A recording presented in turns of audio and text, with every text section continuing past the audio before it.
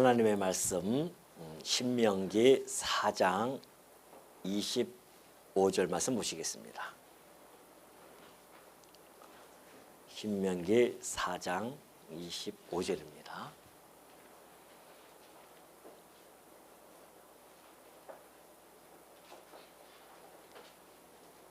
다 찾으신 줄로 알고 봉독해 드립니다. 내가 그 땅에서 아들을 낳고 손자를 얻으며 오래 살 때에 만일 스스로 부패하여 무슨 형상의 우상이든지 조각하여 내 하나님 여호와 앞에 악을 행함으로 그의 노를 일으키면 내가 오늘 천지를 불러 증거를 삼노니 너희가 요단을 건너가서 얻는 땅에서 속히 망할 것이라. 너희가 거기서 너희의 날이 길지 못하고 전멸될 것이니라. 여호와께서 너희를 여러 민족 중에 흩으실 것이요 여호와께서 너희를 쫓아보내실 그 여러 민족 중에 너희의 남은 수가 많지 못할 것이며 너희는 거기서 사람의 손으로 만든 바 보지도 못하며 듣지도 못하며 먹지도 못하며 냄새도 맡지 못하는 목석의 신들을 섬기리라. 그러나 내가 거기서 내 하나님 여호와를 찾게 되리니 만일 마음을 다하고 뜻을 다하여 그를 찾으면 만나리라. 이 모든 일이 내게 임하여 환난을 당하다가 끝날에 내가 내 하나님 여호와께로 돌아와서 그의 말씀을 청종하리니 내 하나님 여호와는 자비하신 하나님이시라. 그가 너를 버리지 아니하시며 너를 멸하지 아니하시며 내 조상들에게 맹세하신 언약을 잊지 아니하시리라. 31절까지 봉독해 드렸습니다. 남전도에 찬양이 있은 후에 이덕선 목사님 강론 이어지겠습니다. 반갑습니다. 아마 제가 은퇴하고 첫 번째 설립 예배가 돼가지고 커튼 콜을 갖다 해주신 것 같아요. 그래서 우리 설립을 갖다 했을 때의 의미를 다시 한번 새기고 그래서 또 새롭게 우리 임 목사님이 이제 운영하는 새로운 설립 의미에 더하는 이런 교회의 발전을 우리가 한번 생각하면서 설립했던 그 일을 한번 생각을 해볼까 합니다. 일단 우리 이 때가 어두운 때니까 말씀이 희귀하고 진리가 왜곡되어지고 세속화되어지고 단군 이래에 아마 현재처럼 배부른 시대가 없었던 것 같아요. 그렇기 때문에 하나님이 없어도 충분히 행복한 시대를 우리가 살아가고 있지 않는가 싶습니다. 이게 이제 우리 사단이 우리한테 꼬임을 갖다 하는 건데 배부르면 4시간 우리가 병들게 돼 있어요. 우리가 배가 고팠을 때 진리에 대한 열정도 있고 또 주님의 몸된 교회의 소중함도 우리가 깨닫게 되어지고 그러는데 배가 부르게 되면 너나 할 것 없이 우리는 신앙생활보다는 주어진 현실에 우리가 빠지기가 쉽습니다. 이게 이제 우리가 경계해야 될 일이거든요.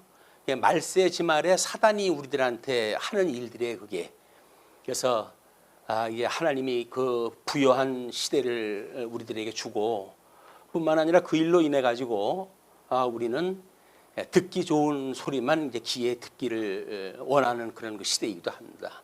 주님의 몸된 교회가 사람들의 생각으로 꽉 차 있는 시대예요. 그걸 우리가 인본주의라고 이렇게 이야기를 하는데 하나님 말씀보다는 어떻게든지 인문학을 통해 가지고 온 세상이 지금 인문학 시대입니다. 알쓸 신잡인가 해가지고 2회까지 방영이 되는데 보니까 전부 인간 중심의 그런 그 이야기들을 화두로 해가지고 해가고 있거든요. 하나님이 필요 없는 시대에 우리가 살고 있고 이런 시대에 하나님을 믿는다고 하는 사람들은 특별히 이상한 사람들이에요. 그 사람들이 보기에는 저 사람들 할 일이 저렇게 없나 할 정도로 그런 그 시간이기도 합니다. 그런데 우리 말씀운동 서원교회가 힘들고 어렵고 그래서 이제 저희 집으로부터 우리 예배가 시작이 되어졌고 그래가지고 이제 설립이 되어진 거예요. 예, 머리를 맞대고 교회 이름을 정하고 나름대로 해가지고 방향을 정하고 이런 것들을 오늘 그 순서지에 보니까 원년 멤버로 해가지고 소개가 됐던데 아마 설립 예배에 특별한 그 의미가 있기 때문에 원년 그런 그 멤버로 해가지고 표현을 또 했는 것 같아요. 왜냐하면 그때 당시에 우리가 어떤 정신을 가지고 어떠한 위기 절명의 그런 그 시절에 또 그런 뭐 현재 형편을 가지고 있을 때에 이 말씀을 우리가 궁구하게 되어졌고 또는 교회로 하여금 추구할 이상이 무엇인가를 바라보고 했던 일이기 때문에 더더욱이나 아마 그런 그 의미가 있다고 보여집니다. 우리가 목회 표를 세울 때 이걸 뭐 우리 떼제라고 이렇게 이야기를 하는데 인식론과 존재론과 가치론이라고 하는 대명제를 대제로 해가지고 대전제로 해가지고 신학의 바탕을 시작을 했어요. 그러니까 실존하시는 하나님이 계셔야 되겠죠. 그 실존하시는 하나님에 대해서 인식론이 없으면 깨달을 수가 없어요. 근데 깨달았다고 하는 사람들이 만약에 가치론이 시원치 않으면 그거는 가짜 기독교예요. 그 참 기독교가 추구할 것은 성경이 계시되어져 있는 삼위일체 하나님의 실존에 대한 걸 확인할 때 해야 됩니다. 그리고 그걸 우리 성령 하나님께서 어떻게 인을 쳐가지고 깨닫게 하시는지에 대한 이것이 우리들에게 매우 필요한 일들이에요. 쉬지 않고 우리가 기도해야 될 일이기 때문에 인식론을 대전제로 두게 되어진 거예요. 그리고 가치론입니다. 우리 고린도전서에서 사도 바울이 이야기했듯이 태산을 옮긴다 할지라도 사랑이 없으면 아무것도 아니라고 그러는데 우리는 대단한 일을 한다고 생각이 들어요. 그런데 사랑이 없다고 한다면 그냥 아무것도 아닌 거예요. 그냥 허사를 경영하는 거예요. 그냥 다른 사람들보다 폼 잡는 거예요. 이게 아니다. 실질적으로 우리의 신앙생활이란 뭐냐. 그 가치가 예수 그리스도가 우리를 사랑하신 것처럼 그의 몸된 우리가 성도가 되어졌기 때문에 사랑이라고 하는 걸 실현해가면서 살아가는 것, 이 교회의 마땅한 일입니다. 뭐 이번에 대통령을 모시고 예배를 드렸는데 목사님 강론 중에 그랬다고 그래요. 기독교는 자유가 아니라 사랑입니다. 뭐 이렇게 이야기를 했다고 그럽니다. 워낙 자유하고 그러니까 근데 그 자유가 사랑을 지향하는 사랑이 아니라고 자유가 아니라고 한다면 그건 그냥 방종이에요. 자기 지조대로 뭐 지 좋은 대로 하는 거예요. 그냥 이 자기 좋은 대로 살아간다는 이야기가 힘 있는 사람은 힘 있는 대로 그걸 가지고 이제 써먹겠죠. 심지어 주님의 몸된 교회까지도 그렇습니다. 뭐 목사가 자기 힘이 있다고 생각이 들게 되면 자기의 힘을 가지고 교인들을 사병화하고 이것이 이제 기독교의 병폐예요. 우리 말씀에서는 끊임없이 매일같이 죽는다는 이야기가 봉죽치의 원리를 가지고 죽는 거 아닙니까? 이 어린 양 권세를 믿는다고 한다면 결코 다른 사람 위에 군림할 수가 없어요. 그냥 섬기는 일이에요. 섬기는 일. 우리는 매일같이 그리스도 안에서 죽고 섬기는 일이기 때문에 한국 교회가 돈으로 배가 불러가지고 뭐 온통 우상 단지를 갖다 만들고 막 이런 그 심각한 때에 하나님께서 우리들에게 정말 별 볼 일 없는 사람이었어요. 그때 모인 사람들의 숫자든지 뭐 형편이 없으니까 목사 집에서 예배를 드리고 그랬죠. 그것도. 근데 그런 그 일들이 교회가 우리가 발전이 되어져 가고 우리 예수 그리스도의 은혜를 깨달아가는 정도가 많아지면 많아질수록 우리는 상당한 의미를 갖게 되어질 겁니다. 그땐 그랬지. 그땐 그랬지. 어려울 때의 의미가 없다고 한다면 부흥했을 때의 의미도 없는 거예요. 예수 그리스도의 죽음의 역사가 없으면 부활의 역사도 없는 거예요. 우리 끊임없이 우리들의 그런 어려운 환경으로부터 뭔가 하나님의 은혜로 뭔가 만들어졌다. 여기에서 복음의 원리를 깨달을 수 있는 거기 때문에 끝없이 좋은 것만 추구하는 것은 병입니다. 가끔가다 어려운 사람들 돌아보고 힘든 사람도 돌아보고 주님의 몸된 교회에 어떤 성도가 아픈가 괴로운가 굶는가 이런 것들을 돌아봐야 될 것이 주님의 몸된 교회인데 모인 사람들끼리 뭐 이걸로 족하다라고 이야기를 해가지고 우리가 그런 거에 등한시한다고 한다면 우리는 빈 강정이라고 그래 그걸. 그래서 뭐 천사의 말을 갖다 할지라도 사랑이 없으면 울리는 꽹가리라고 그러는데, 몸된 교회에서 우리가 그렇게 진리를 지키자고 그러는데 그 진리가 울리는 꽹가리가 된다고 한다면 그건 비극이에요. 예, 하나님의 말씀으로 인해 가지고 우리가 예수 그리스도의 사랑을 체험한 사람들이기 때문에 어떻게 형상을 닮아가는가에 대한 문제는 이거는 선택사항이 아닙니다. 이거는 그냥 필수사항이에요.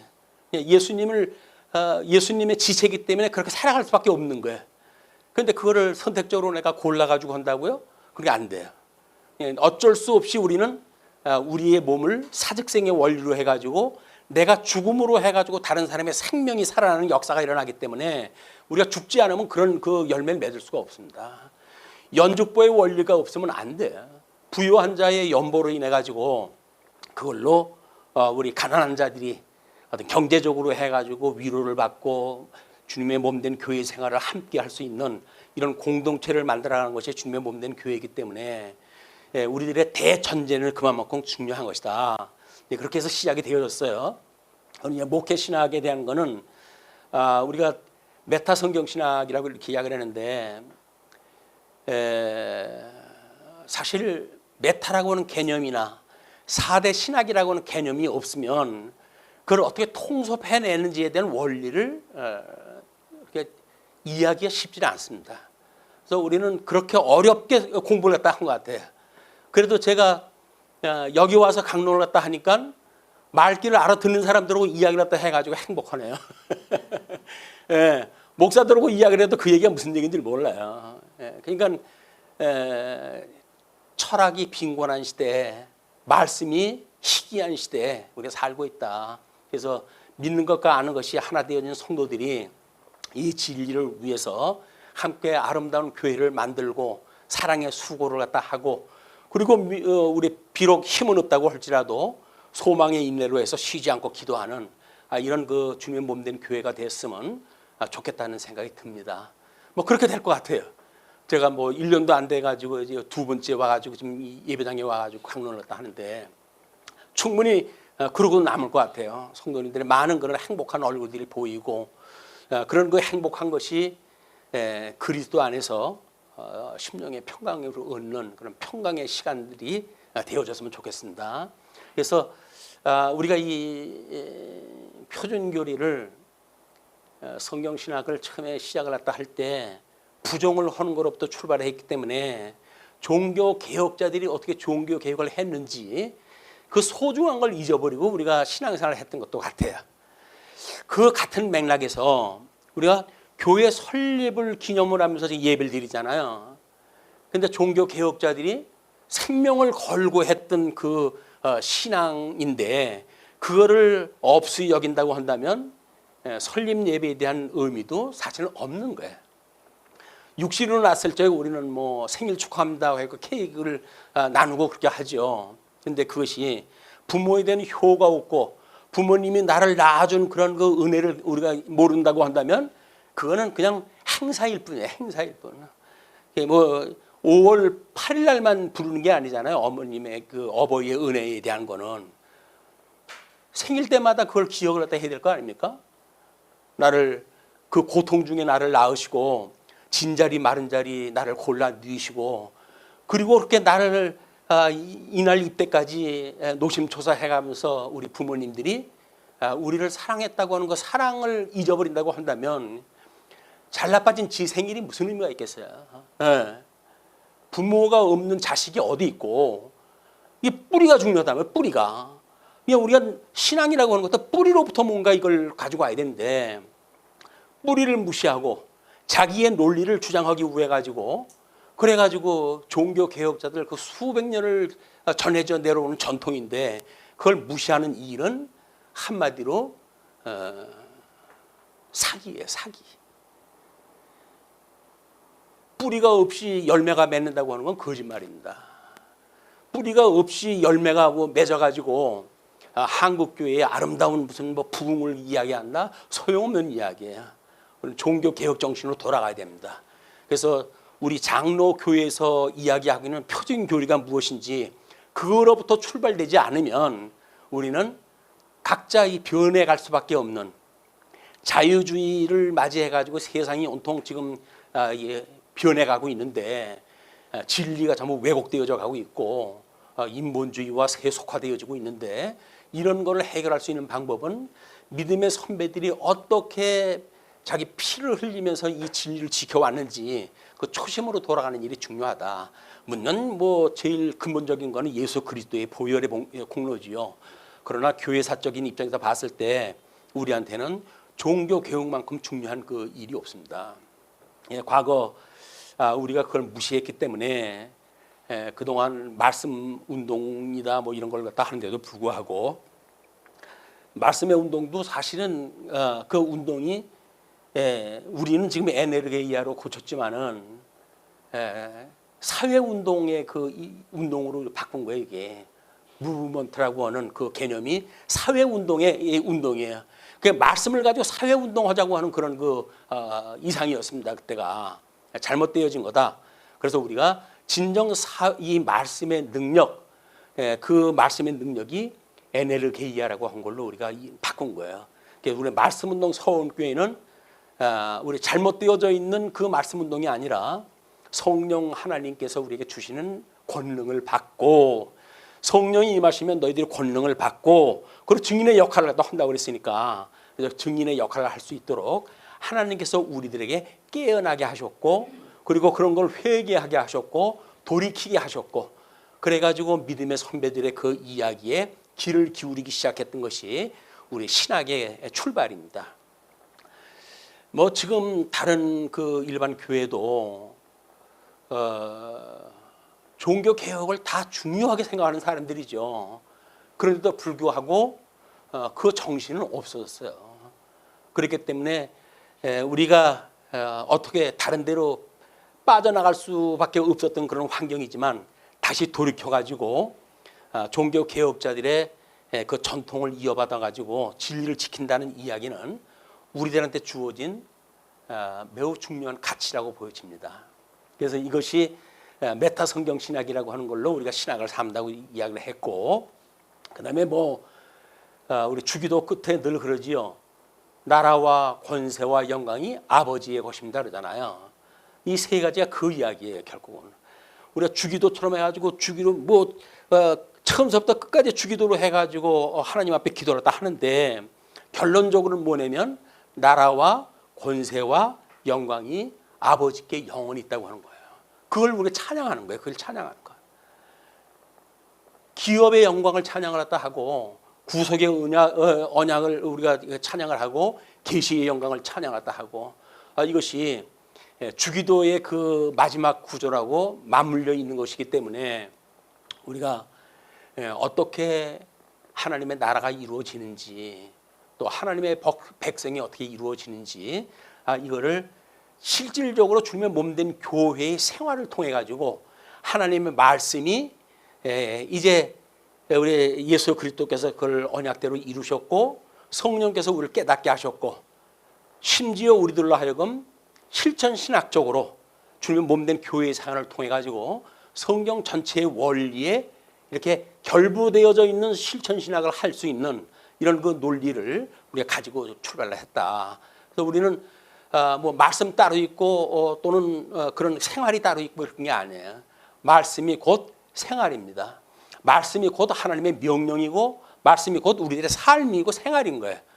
그걸 뭐 우리가 지킬 수가 없는 것이기 때문에 그런 게 소용없다 이렇게 이야기하는 사람들은 잘못된 사람들이에요.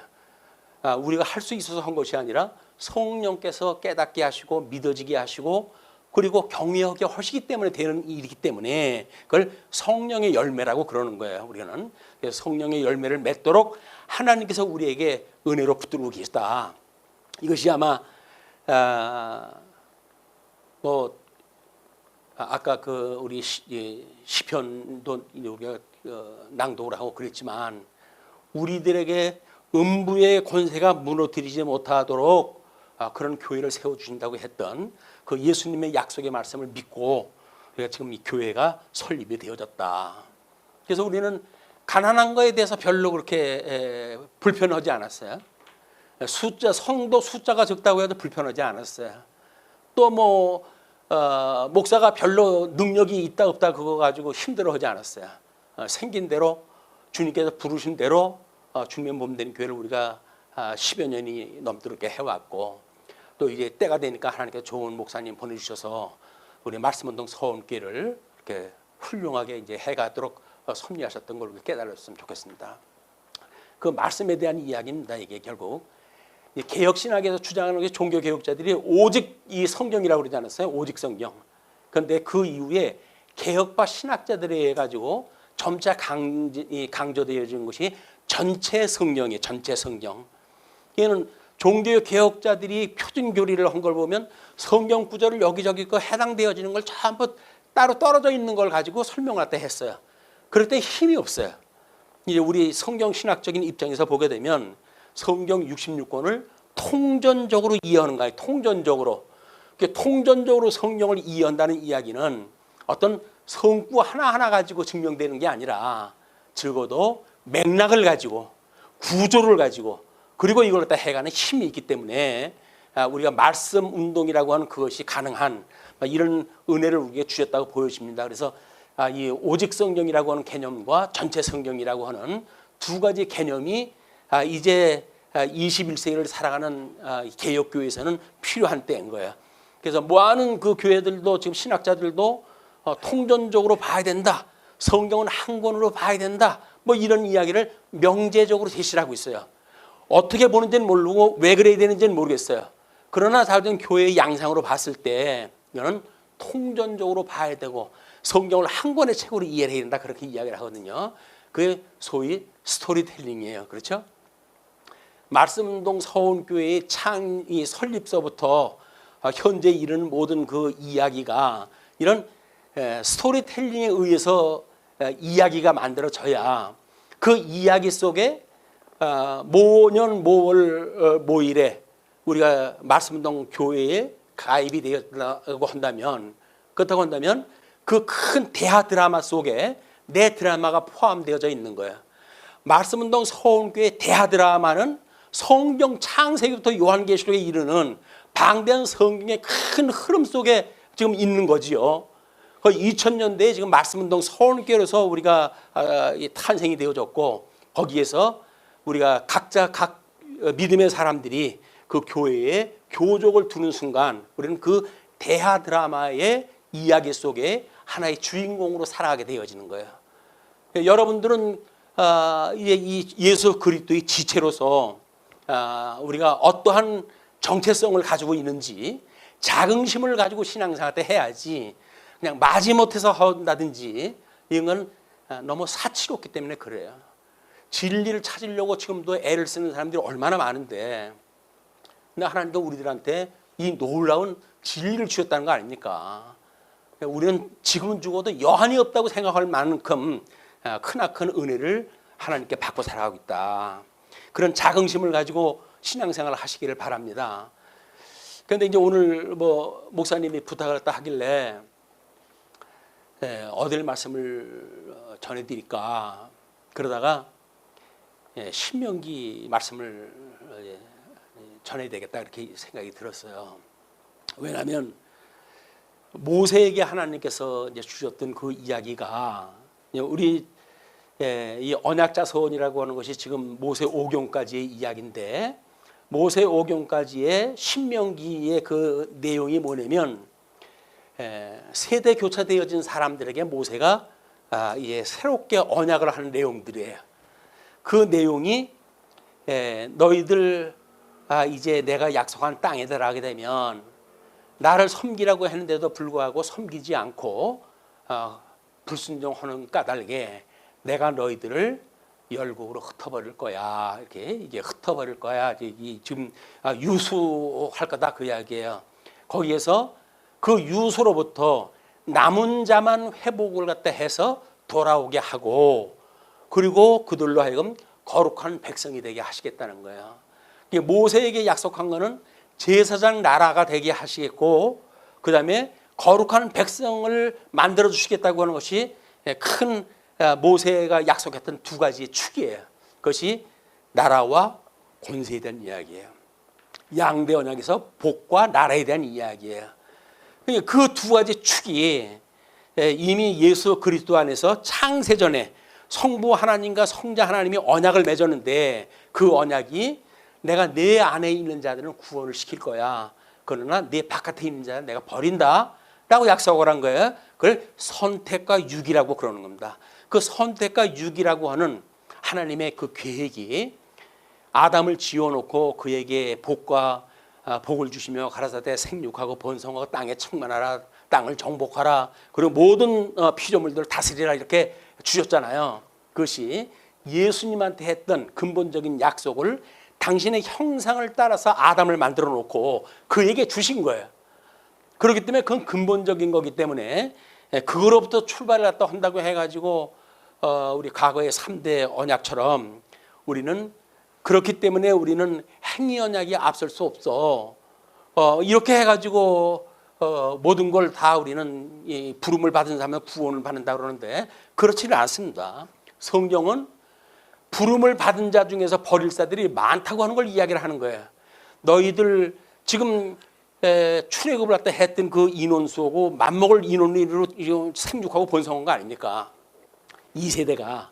그럼에도 불구하고 하나님께서 모세를 통해서 약속하시기를 너희들 내가 약속한 땅에 들어가게 되면 나를 버릴 거야. 나를 버릴 거예요. 예수님이 우리를 다 불렀다고 해가지고 부름을 받은 게 아닙니다. 그걸 외소와 내소로 교의신학적으로 하는 분류가 되어지는데 바깥으로 부름을 받은 사람은 그냥 그렇게 신앙생활을 하다 건성건성 하다가 그냥 가는 수가 있어요. 그러나 안으로 부름을 받아야 우리가 이 내적으로 해가지고 부름을 받아야 예수 그리스도의 지체로서의 뜨거운 마음을 가지고 이 신앙생활을 해갈 수 있는 은혜를 우리가 이 생활하다 하게 되어진 거다. 그렇기 때문에 좀 더 우리 삶을 돌아봐야 되고 끊임없이 생명에 이르는 회개를 갖다 해야 되고 그래야 되는 거예요. 뭐 과거에는 뭐 회개 한 번만 하면 됐지 무슨 뭐 날마다 회개를 갖다 하냐 이렇게 이야기를 하는데 그럼 한 번 죄 짓고 말아야지 왜 또 죄를 져? 죄 짓는 건 생각 안 하고 한 번만 회개하면 끝난다는 거예요. 그 논리가 잘못된 논리란 말이에요. 회개는 매일 해야 돼, 매일. 생명에 이르는 회개인데 내가 하나님 앞에 불법을 저질렀으면 하나님 앞에 끔찍한 일 아닙니까 이게. 그럼 하나님 앞에 잘못했다고 고백을 했다 해야지요. 그리고 살려달라고 우리가 기도해야 될 거 아닙니까? 우리가 우리에게 죄진 자를 사해 준 것처럼 우리 죄를 사하시고 우리를 시험에 들리게 하지 마시고 악에서 구하여 주시옵소서 기도해야 될 거 아니겠어요. 예수님이 기도하라고 그러는데 뭐 자기네들이 잘났다고 해가지고 그걸 한번 구원받은 거 영원한 구원이지 이런 구원파 같은 이야기를 합니까? 한국교회 제일 병폐가 구원파 논리로부터 나오는 거예요. 예수님 믿으면 어떤 사람은 그 근거를 그렇게 이야기합니다. 가늠한 여자에게 돌을 던져 죽이려고 그러는데 예수님이 죄 없는 자가 돌로 쳐라 이렇게 했대요. 다른 사람들이 자기 죄를 생각해서 다 도망갔다는 거예요. 그런데 예수님이 그 여인한테 이야기합니다.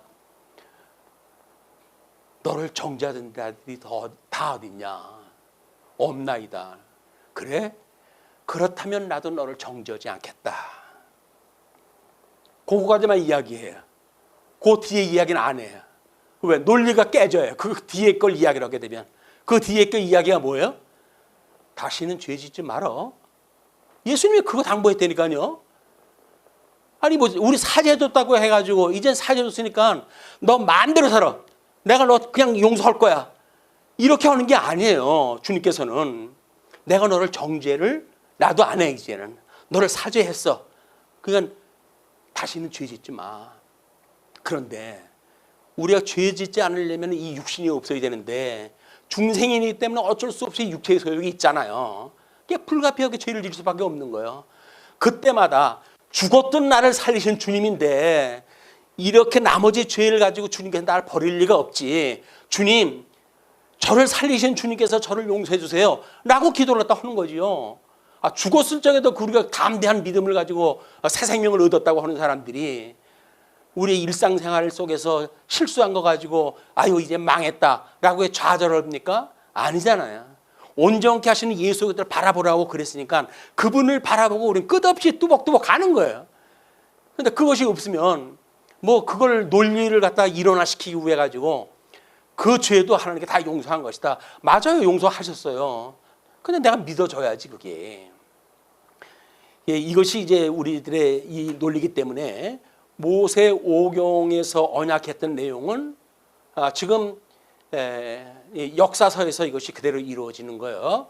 우리가 구조적으로 이야기를 했다고 했는데 이것이 이렇게 빨간 부분이 있는 것이 예수 그때 죽음에 대한 예표적인 사건들에 그러니까 우리는 구약을 이룰 때 거기서 예수 그때를 만나지 못하게 되면 그러면 그냥 옛날 이야기만 남아요. 거기는 옛날 이야기만 남아요. 그런데 구약 성경에 보니까 전부 예수님에 대한 이야기에 어떻게 너희들이 죽었다가 부활하는지 그걸 언약자손이라고 하는 단수를 통해 가지고 설명을 또 해가잖아요. 그러니까 언약자손이라고 하는 것이 12지파에서 나온 엄청 많은 사람들의 숫자인데 그런데 성경에는 단수를 쓰는 거예요. 왜? 예수님 한 분이니까. 그 예수님 한 분에 대한 이야기를 하는 거예요. 요한복음에서는 그렇게 이야기를 합니다. 하나님의 일이 뭡니까? 라고 물어보니까 내가 보낸 자 예수를 믿는 것이 하나님의 일을 하는 거야. 예수를 믿는 게 하나님 일을 하는 거예요. 예수를 믿는 것이. 어떤 예수? 성경 66권에서 소개되어진 그 예수.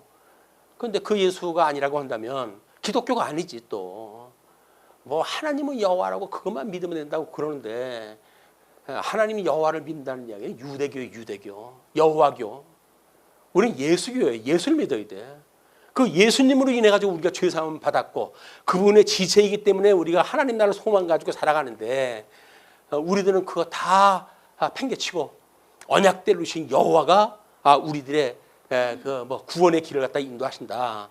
그 이야기는 물론 삼위일체 하나님에 대한 이야기니까 편중되어진 이야기겠죠. 설마 유대교처럼 신앙을 가지고 그 이야기를 하겠어요. 그건 아니겠지만 우리는 만에 하나 그런 요소가 있다고 한다면 예수가 그리스도라고 하는 사실을 강조를 해야 됩니다. 왜? 그분이 우리의 남편이고 그분이 주님의 몸된 교회의 머리가 되시기 때문에 그러는 거예요. 자, 이렇게 구약 성경을 우리가 언약이라고 이야기를 하는데 이걸 구약이라고 그래요. 옛 언약입니다. 옛 언약. 그거를 예수님이 오셔가지고 그걸 다시 구약의 언약대로 이루어가시는데 그걸 새 언약이라고 그래요. 신약 성경이라고 해요. 신약 성경. 신약 성경에 예수님이 오셔가지고 공생애 때 하신 일이에요. 예, 이제 우리 조금 있으면 강탄이 되는데 예수님이 그 강탄 성탄절을 우리가 이제 기념을 갖다 하는데 성육신하는 사건, 공생의 사건, 이게 고난의 사건이죠. 십자가에 못 박아 죽으시는 사건, 그리고 부활하시는 사건. 이것이 기독론에서 이야기하는 공간복음이라고 소위 말하는 사람들이 왜 마태, 마가, 누가를 공간복음이라고 그럴까? 이 성경 보니까 전부 이야기가 똑같은 거예요. 전부 이거예요. 예수님의 강탄하셨던 이야기, 공생의 이야기, 십자가에 죽으셨던 이야기, 부활의 이야기. 이야기가 같은데 왜 세 가지를 이렇게 똑같이 썼을까? 그걸 우리가 공간복음이라고 그러자. 그리고 이거를 묶어가지고 시간별로 정리하는데 급하는데 그거는 통시적으로 봤을 적엔 그렇지만 공시적으로 봤을 적에는 이게 전부 다른 거예요. 특별한 그 이유가 있는 거예요. 그거를 우리가 통일성과 우리 복음서에 대한 것을 어떻게 그것이 다른지에 대한 이런 개념을 나눠서 볼 수 있는 개념이에요. 그래서 시줄과 날줄을 동시에 읽어낼 수가 있도록 훈련이 되지 않으면 그냥 통시적으로 시간 흘러가는 방향으로 아주 이야기를 읽다가 보면 그걸로 끝나버리고 말아요. 그 의미를 잊어버려요. 성경을 해석할 때 끊임없이 신학적인 의미를 우리가 깨닫고 그리고 신학적인 의미 끝에는 실천 신학적으로 주님께서 어떻게 우리에게 약속을 해줬는지를 우리가 붙들고 그리고 살아가는 것이 말씀운동 우리 서울교회의 설립 의미이기도 합니다. 그렇기 때문에 이 말씀을 갖다 소개를 갖다 한 거예요. 신명기 그 이야기를. 그렇게 해서 예수님이 이 땅에 오셔가지고 이제 우리 죽으시고 부활하시는 거 십자가의 도라고 그러잖아요. 이게 십자가 도. 성경 전체는 이 이야기예요. 예수 그리스도의 죽으심과 부활에 대한 압축으로 하게 되면 모든 선지와 율법과 그다음에 그 역사서의 그 이야기가 하는 이야기가 뭐냐면 바로 십자가에 대한 이야기입니다. 십자가에 대한 이야기. 우리가 성경 어디를 보든지 예수님을 만나가지고 정말 그분으로 말미암아 받는 은혜, 심령의 평강 이걸 끊임없이 기억하는 그런 가운데 사랑의 수고를 할지라도 행복한 마음으로 할 수가 있으니까 감당이 되어지는 거 아니에요. 그걸 억지로 의무감으로 한다고 한다면 피곤해서 못합니다. 교회 생활. 근데 우리는 억지로 하는 게 아니에요. 성령께서 감동을 주어가지고 기쁘고 즐거운 마음으로 참여케 하시는 거예요. 그것이 성령의 역사입니다. 자, 예수 그리스도 우리 복음서에 대한 이 이야기는 두 가지 측면으로 봐야 될 거예요. 하나는 구약 성경의 이 약속대로 이루어졌다는 걸 볼 수가 있어요. 그래서 우리 복음서에 보게 되면 다 성경을 응하려고 하셨다 이렇게 나오죠. 구약 성경의 약속대로 예수님이 하셨다는 거예요. 그런데 이것은 새 언약이기 때문에 새로운 언약이에요. 그래서 이것은 주님의 몸된 교회로 성취가 되어지는데 주님의 몸된 교회의 성취는 성령께서 하시죠. 그건 누가 하시는 거예요? 지상 사역을 하셨다가 부활하셨던 하나님, 그 예수님이 천상 사역으로 하시는 거예요. 지금 하나님 보좌 우편에서 대주제가 돼가지고 주님의 몸된 교회뿐만 아니라 이 세상 만물을 하감을 하고 계셔요. 지금 불꽃 같은 눈으로 내려다보고 계셔요. 그러면서 주님의 몸된 교회를 얼마나 사랑하시는지 그거를 성령을 통해서 지금 보여주고 계시다. 그래서 우리 이 주님의 몸된 교회도 창건이 되어지기, 우리 창립이 되어지게 되는 주님의 몸된 교회 이제 사도행전서부터 요한계시록까지 보게 되면 그 다음에 확장이 되어지지만 끊임없는 박해를 받고 결국은 성도들이 대환란을 겪게 되어지게 됩니다. 그러나 이제 예수님을 만나게 되죠. 재림 예수님을 만나게 되어지는 거예요. 그러면 우리들의 미래사도, 주님의 몸된 교회의 미래사도 여전히 우리 지금 신명기에 그 읽었던 내용과 또는 이스라엘 백성들 언약 자손들의 그런 궤적과 예수 그리스도의 지상사역과 예수 그리스도의 천상사역과 맥락이 일치가 되어진단 말이에요. 이걸 신학적에서는 유형론이라고 이야기합니다. 유형론. 이런 모양이 같다고 해야지 유형론이라고 그러는 거예요. 근데 그 사람들은 유형론이라고 그래가지고 뭐 아브라함 언약, 노아 언약 뭐 그래가지고 몇 사람 인물 돼가지고 언약이라고 그러는데 우리는 이거를 구조적으로 이걸 밝혀내게 되어졌고 그렇기 때문에 성경 어디를 보아도 우리는 예수님을 만날 수밖에 없어요. 이 빨간 표시를 보게 되면 전부 예수님 돌아가신 사건들이에요. 그리고 그 뒤에 우리 뭐 그 나머지 색깔은 회복되어진 색깔입니다. 처음에 거에 회복되어진 색깔. 이런 그 구조를 가지고 성경들을 이해해 가시게 되면 남은 자의 회복섭리라고 그렇게 이야기했다 했는데요. 이사야서 10장 21절에 나오는 이야기고, 그러나 학개서에서는 뭐라고 이야기를 했냐면 성경대로 불순종했으므로 모세의 약속에 불순종한다고 그랬어요. 그 약속대로 불순종했으므로 하나님께서는 그거를 전부 깨트려 버리시겠다 그 이야기예요. 첫 번째 성전 예루살렘 성전을 무너 버리시겠다 그 이야기예요. 그거는 우리 첫째 번 약속에 대한 그거를 새로운 약속으로 주시는 그런 모든 걸 설명하는 그 약속이기도 합니다. 그리고 그를 현재 사건은 그래서 너희들이 성경대로 유수되어졌다 그 이야기예요. 성경대로 유수되어졌고 그러나 성경대로 회복되어진다 이렇게 이야기를 하는데 학계는 그걸 이렇게 이야기를 합니다.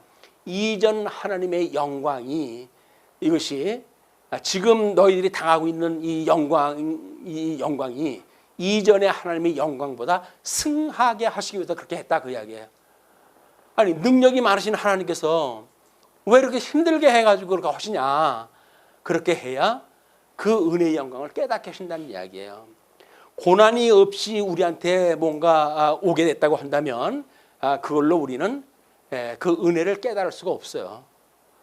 근데 우리가 다 망한 것 같은데, 죽은 것 같은데, 꺼져가는 등불 같은데 그런 우리를 부르셔가지고 구원의 반열에 두셨다고 한다면 그 은혜가 실로 크다고 생각하는 거예요.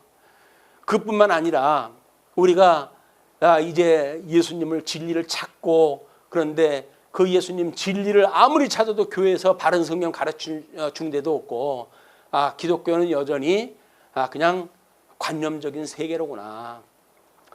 그냥 어떤 종교와 마찬가지로 그런 종교와 방불하구나 라고 해서 기독교를 포기하려고 했던 사람들이 있는데, 만약에 이 생명의 맛을 보게 되어지게 되면 그분은 쾌제를 부를 거야. 하나님 앞에 만세를 부를 거야. 그것이 무너진 성전에 다시 돌아왔던 옛날 그 영화로웠던 모습을 봤던 노인들이 통곡을 했던 사건. 그 성전이 기초를 깔고 성전을 다시 세우겠다고 그러니까 하나님께서 어떻게 이런 기적 같은 일을 하다 보이실까 해가지고 온 노인네들이 다 통곡을 해요. 젊은이들은 찬양을 하고 그랬을 거예요. 이제 뭐 하나님께서 우리가 새롭게 이제 시작을 시키셨다라고 찬양을 했는지도 모르겠어요.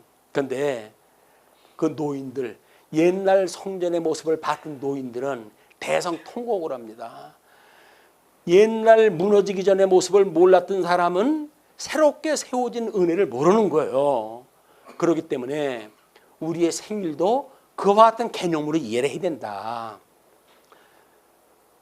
아기 때 뭐 기억나는 게 있나요? 아무것도 없지. 그리고 지 혼자 컸다고 생각이 드니까 우리는 부모님에 대해서도 우습게 여기게 되어지는 겁니다. 근데 우리가 어떠한 그 상태였었는지 지가 새끼 낳아보면 알잖아요. 이제 결혼을 갖다 해서 지 새끼를 갖다 낳아보면 알 거 아니에요. 얼마나 수고로운지. 논을 매면 논을 맺지 애는 못 보겠다고 하는 것이 애기들 보는 일이에요. 그게 자기 부모들이 그렇게 가지고 키워준 거거든요. 그런데 지 혼자 컸다고 생각이 드니까 은혜를 모르는 거야. 은혜를 모르는 거야. 그래가지고 철이 드는 것이 지가 결혼해가지고 지 새끼를 낳아야 이게 보통 일이 아니었구나. 그래야 부모님한테 전화 다이얼이라도 돌릴 생각이 나는 거예요. 어머니 평안하셔요. 네. 왜? 알겠거든. 이제 그것이 어떤지를 알겠거든.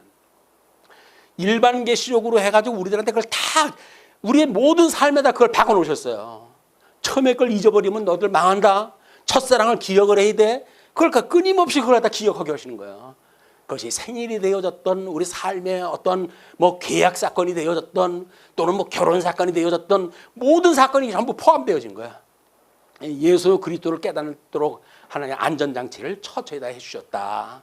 이것이 이 도표를 가지고 소개해드리기 위해 지금 신명기에 그 말씀을 소개해드린 겁니다.